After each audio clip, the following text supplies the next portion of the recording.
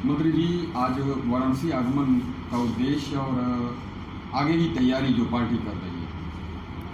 कि आज वाराणसी आने का हमारा मकसद है वाराणसी ज़िले के साथ साथ चंदौली, मिर्ज़ापुर, भदोही, ये 4 ज़िले की कार्यकर्ता बैठक है, संगठन की समीक्षा करना है। इस उद्देश्य से आज हम बनारस पे आए हैं। और जहाँ तक दूसरा सवाल आपका है कि आगे की तैयारी को लेके, तो हम लोगों ने एक भागीदारी संकल्प मोर्चा बनाया है, जिसकी सूचना आप लोगों तक श्रीमती किशोरा पटेल, बाबू सिंह कुशवाहा और हम लोग आकर के आप लोगों से रूबरू हुए थे। तो 8 दलों का मोर्चा बना है, भागीदारी संकल्प मोर्चा, और हम लोग गांव स्तर पे अपने संगठन को मजबूत कर रहे हैं। और जिस तरह की तैयारी चल रही है, हम लोगों को पूरा विश्वास और भरोसा है कि हम लोग 403 सीटों पर चुनाव लड़ेंगे और उत्तर प्रदेश में सरकार बनाने का काम करेंगे। तो प्रकाश जी, अकेले लड़ेंगे या फिर किसी बड़ी पार्टी से, जैसे भाजपा से आपने गठबंधन किया था? देखिए, हमारी जो सोच है, हम प्रदेश और देश से भाजपा को ख़त्म करना चाहते हैं।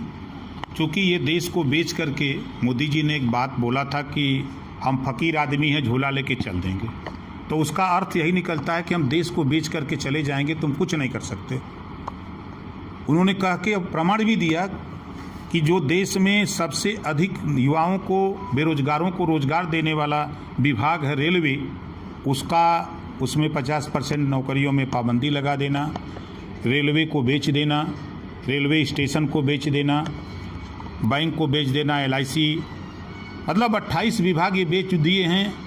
अभी उत्तर प्रदेश की 20 पॉलिटेक्निक कॉलेज बेचने की तैयारी चल रही है। आपके जितने सरकारी स्कूल हैं उसको बेचने की, सरकारी हॉस्पिटल बेचने की, राष्ट्रीय राजमार्ग बेचने की बात चल रही है। तो इससे निजात, देश की संपत्ति, वो देश की संपत्ति है, उसको अगर कोई बेच रहा है तो हमारी आपकी नैतिक जिम्मेदारी है कि उस संपत्ति को न बिकने दें। उसमें सबका हिस्सा है। देश रहेगा तभी हम सब जिंदा रहेंगे। और ये बीजेपी, भारतीय झूठ पार्टी, देश को गुलाम बनाने की ओर ले जा रही है, जिसका उदाहरण इन्होंने दिया कि 6 महीना लॉकडाउन लगभग रहा। जो बच्चे स्कूल नहीं गए उनसे फीस वसूली जा रही है। जो नौकरी जो काम नहीं किए उनसे बिजली का बिल मांगा जा रहा है। आप अगर मांग रहे हो 50 गुजरातियों का कर्जा माफ़ किया, 50 गुजरातियों का कर्जा माफ़ किया, तो ये देश में जो घरेलू बिजली है, जो फैक्ट्रियां बंद हैं, कल कारखाने बंद हैं, आप उनके बिजली का बिल क्यों नहीं माफ़ करते हो? 90,000 करोड़ रुपया आपने कंपनी को क्यों दिया? देश में जो घरेलू बिजली का उपयोग खपत करते हैं उनका घरेलू बिजली का बिल माफ़ करना चाहिए, लेकिन ये उसको नहीं माफ़ कर रहे हैं। ये उसको प्राइवेट को देने जा रहे हैं। अब अमीर बिजली का उपयोग करेगा, चाहे फैक्ट्री वाला हो चाहे गरीब, सबको समान बिल देना पड़ेगा। ये कौन सा तरीका है? ये उत्तर प्रदेश में बिजली 210 यूनिट 230 रुपये की है, और वही बिजली दिल्ली में 210 यूनिट 70 रुपये की है। तो दिल्ली में लोहे की तार से है और उत्तर प्रदेश में सोने की तार पे बिजली आती है। ये सरकार शुद्ध रूप से देश को लूट रही है। चाहे किसी विभाग में देखिए, बड़े पैमाने पर घोटाला, जो गरीबों के पैसे से, टैक्स के पैसे से, देश के टैक्स के पैसे से कोविड किट खरीदने के लिए ग्राम पंचायतों को पैसा भेजा गया। उस पैसे में 2800 का कोविड किट 26,000, 1500 का 22,000 में खरीदा जा रहा है। जब संजय सिंह राज्यसभा सांसद आप आदमी पार्टी जब इस बात को बोल रहे हैं, तो उनके ऊपर फर्जी मुकदमे लिख रहे हैं कि तुम सही क्यों बोल रहे हैं। इसका मतलब कि ऊपर से लेके नीचे तक देश को लूटने में लोग लगे हैं। बड़े बड़े घोटाले आपने देखा। हिमाचल प्रदेश में बीजेपी का प्रदेश अध्यक्ष पकड़ा गया, PPE किट में जेल भी गया, डायरेक्टर जेल गया।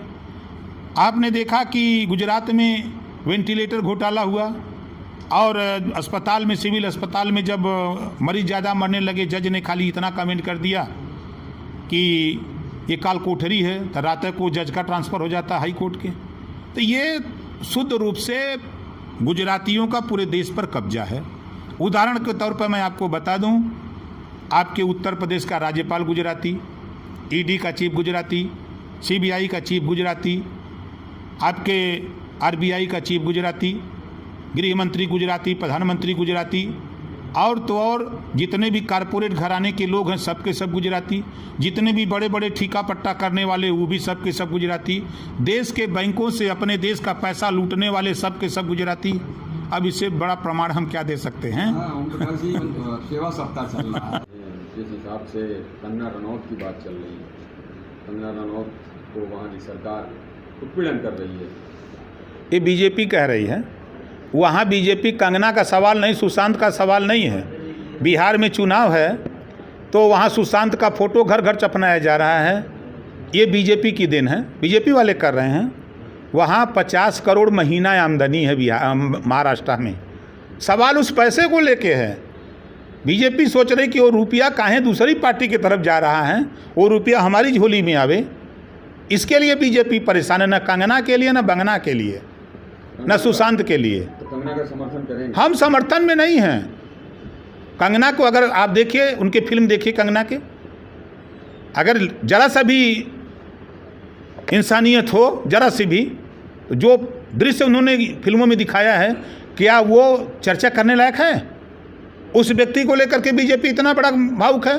तो सवाल कंगना के सवाल पे नहीं, कंगना के सवाल पे दिमाग भटकाना है कि देश के युवाओं को जो रोजगार की बात हो रही है, इनके दिमाग को कंगना को दिखाया जाए, सुशांत को दिखाया जाए कि ये रोजगार ना मांगे, ये महंगाई की बात ना करें, ये शिक्षा की बात ना करें, नौकरी की बात ना करें, इनका दिमाग भटकाने के लिए। ये बीजेपी है ना, ड्रामाबाज पार्टी है।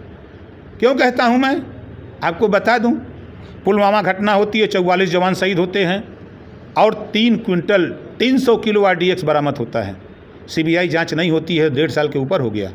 और एक सुशांत बिहार का डायरेक्टर मरता है, उसकी CBI जांच बीजेपी करा रही है।